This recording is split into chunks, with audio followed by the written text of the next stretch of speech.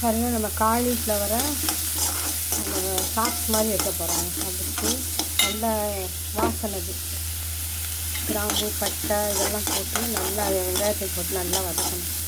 இந்த வெங்காயம் வதங்கினோடனே காலிஃப்ளவர் சுத்தம் பண்ணி வச்சுருக்கோம்ல, அந்த காலிஃப்ளவரை போட்டு இதோட வதக்கணும்.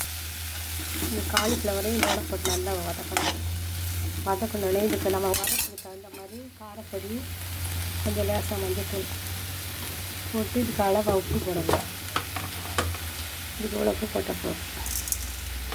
போட்டு இது நல்லா வதங்குவோமே, நம்ம கொஞ்சம் ஒரு தேங்காய் சில்லில் கொஞ்சம் மிளகு, சோம்பு, ஒரு பூண்டு போட்டு அரைச்சணும். அரைச்சிட்டு இதோட ஊற்றி நல்லா வேக விடணும். பாருங்கள், இந்த அரைச்சி வச்சுருக்கதை இதில் ஊற்றணும்.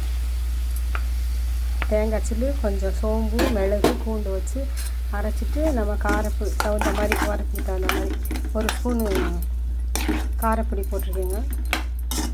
இதோட கொஞ்சம் தண்ணி தொளித்து நல்லா மூடி வச்சிடணும். அந்த ஆவியிலே வெந்துடும்.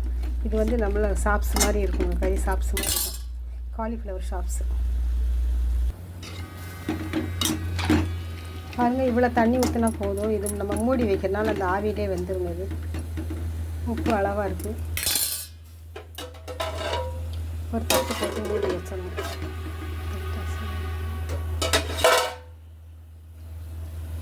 ஒரு தட்டு போட்டு மூடி வச்சிடணுங்க.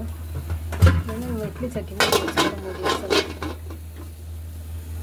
மூடி வச்சோன்னே நல்லா தண்ணியில் வற்றினோன்னே அப்படியே சாப்ஸ் மாதிரி கிடச்சிருங்க. பாருங்கள், காலிஃப்ளவர் நல்லா அந்த நம்ம அரைச்ச கூட்டெல்லாம் இதெல்லாம் நல்லா சேர்ந்துருச்சு. இது நம்ம சாப்பிட்றதுக்கு வந்து மட்டன் சாப்ஸ் மாதிரி இருக்கும்.